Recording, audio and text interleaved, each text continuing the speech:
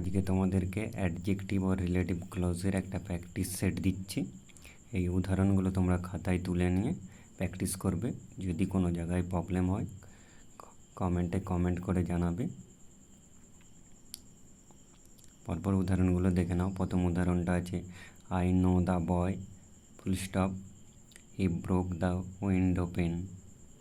দ্বিতীয়টা আছে the girl is my sister you met her yesterday. এইভাবে পরপর আমি প্রতিটা তোমাদেরকে দেখিয়ে দিচ্ছি।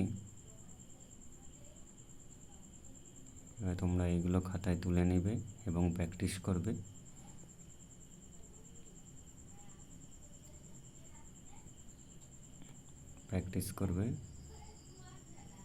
তাহলেই তোমরা করতে পারবে।